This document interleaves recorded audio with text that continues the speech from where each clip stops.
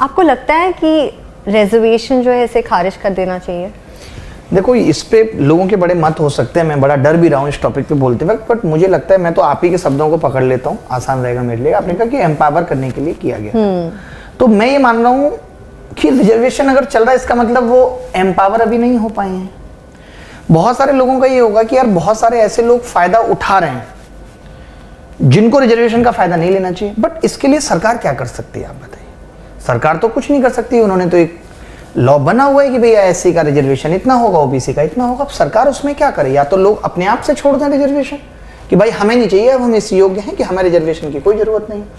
लेकिन हमारा कोर्ट ये कहता है कि देखिए 100 ऐसे लोगों को फायदा हो जाए जिनको फायदे की जरूरत नहीं थी, बट एक भी ऐसा इंसान नहीं छूटना चाहिए जिसको जरूरत थी और हम फायदा नहीं दे पाए। 99 ऐसे ही लोगों को रिजर्वेशन का फायदा हो जाए, बट जो एक जिसको नीड थी वो ना छूटे, तो उसके लिए तो रिजर्वेशन रखना पड़ेगा। अब बात आती है, जैसे आज मैं आपको बताऊं गवर्नमेंट एग्जाम में हालात ये हो गए कि जर्नल और ओबीसी की जो कट ऑफ है एग्जाम की वो अप्रॉक्स इक्वल आ गई है। पहले लोगों को बड़ी शिकायत होती थी, यार ओबीसी तो 112 नंबर कट ऑफ गई है, हमारी 150 गई है, हमें तो नहीं मिला रिजर्वेशन, उनके तो 112 नंबर वालों को हो गया। इसका मतलब वो कट ऑफ अगर कम हो रही है, वो गैप कम हो रहा है, इसका मतलब वो लोग एम्पावर हो रहे हैं। और जब ये गैप ही खत्म हो जाएगा तो रिजर्वेशन रहे ना रहे से क्या ही फर्क पड़ेगा? तो यही पर्पज था हमारा। ये पर्पज अब शॉर्ट हो रहा है, सॉल्व हो रहा है। कई जगह तो ये भी देखा गया है कि ओबीसी की कट ऑफ जनरल से भी ज्यादा चली गई, तो अब वो लोग एम्पावर हो रहे हैं। तो मुझे नहीं लगता कि आप रिजर्वेशन से किसी को भी समस्या या दिक्कत है।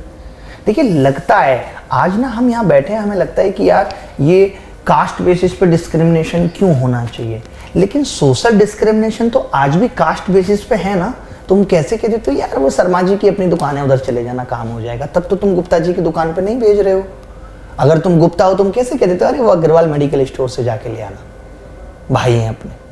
तो आज जब हम ये सोशल डिस्क्रिमिनेशन कास्ट बेस्ड कर रहे हैं, लोग आज ये कहते हैं कि रिजर्वेशन बेसिकली इस बेस पे होना चाहिए कि कौन इकोनॉमिकल स्ट्रांग है कौन वीक है। वैसे ईडब्ल्यूएस कैटेगरी आ गई, इकोनॉमिक वीकर सेक्शन आ गया, तो वहां भी लोग गलत फायदा ले रहे हैं। जिनके पास जमीन नहीं है, पैसा बहुत है, वो भी सर्टिफिकेट बना के फायदा ले रहे हैं। तो फायदा तो लोग लेंगे, जिनको नहीं जरूरत है वो भी लेंगे, इसमें सरकार भी कुछ नहीं कर सकती। और मैं इस चीज को मैं अपने अगर पॉइंट ऑफ व्यू से कहूँ तो गलत नहीं मानता हूँ। मैं ये कहता हूँ कि आप सोशल डिस्क्रिमिनेशन कास्ट बेस पे खत्म कर दीजिए, रिजर्वेशन अपने आप खत्म हो जाएगा। आज भी हम लोग समाज में जात पात ये सब चीजें कर रहे हैं। आप देख लो हमारे देश में सबसे ज्यादा ये चीजें हो रही हैं, बहुत ज्यादा हो रही हैं। तब फिर आप कैसे ये कह रहे हो कि तब तो पैसे के बेस पे नहीं है, तब तो आपका शर्मा अगर गरीब भी है तो भी आपका अपना भाई है। वहां तो आप ये इकोनॉमिक बेस पे नहीं कर रहे हो डिस्क्रिमिनेशन, वहां तो कास्ट बेस पे ही हो रहा है। शादियां कास्ट बेस पे हो रही है, सब कुछ कास्ट बेस पे हो रहा है समाज में। रिजर्वेशन कास्ट बेस पे क्यों नहीं हो?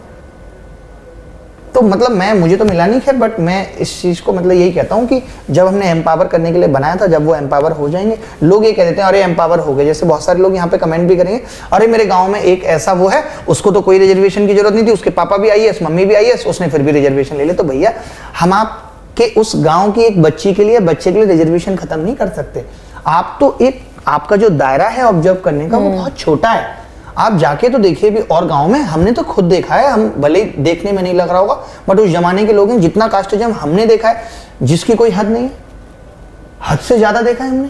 आपके वहां पर कास्टिज्म है? हाँ, मतलब कास्टिज्म मैं वही कह रहा हूँ ना कि जो हमारे किस तरीके का मतलब आप देखते हैं? मैं ये बता रहा हूँ ना आपको कि हमारे उस टाइम पे ये जो वॉशरूम है, आप ये सब नहीं होता था मैडम, पखाना होता था जहाँ पे हम लोग पॉटी कर रहे हैं और जो अदर कास्ट है, लोअर कास्ट है, वो पॉटी उठा के लेके जा रहे हैं हमारी।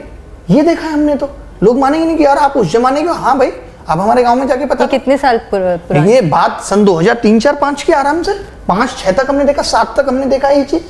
2007 कोई बहुत पुरानी बात नहीं है। और आज भी कूड़ा उठाने लोग आ रहे हैं। क्यों भाई, आप अपना कूड़ा क्यों नहीं उठा सकते? आज भी कूड़ा उठाने का कल्चर हमारे गाँव में आज भी है। तो वहां तो आप उस वक्त तो कास्टिज्म पे कोई बात नहीं कर रहे, उस वक्त तो लोग हमारे यहाँ तो ये कल्चर है कि जो लोअर कास्ट है उनके वो आपके यहाँ बैठेंगे नहीं कुर्सी पे, जमीन पे बैठेंगे। ये अभी भी प्रेवलेंट है? हाँ, अभी है। क्यों आज हमारे यहाँ कोई आ जाए तो, और ये हालत थी, मैं आपको बता देता हूँ। अब आज हमें इतना दुख होता है कि अगर हम जैसे किसी से छुल गए, ऐसे हरिजन है कोई गांव का, छुल गए, तो हमारी माता जी करें कि यार तुम नहा लो। तब कहाँ चला गया था ये सिस्टम? तब हमने नहीं बात की थी कि वो लोग कितना झेल रहे हैं। आज समझ में आता है ये दर्द। हम भी जब गांव से निकले, हम भी जिस परिवार में पले बड़े, हमने जिस परिवेश में देखा, जो हमारी अपब्रिंगिंग हुई, हमारे भी दिमाग में ये सब चीजें था। जब हमने बाहर निकल के दुनिया देखी तब पता चला। हमें भी उस वक्त तक रिजर्वेशन खराब लगता था कि क्यों है भाई, हमें इसका फायदा नहीं मिल रहा।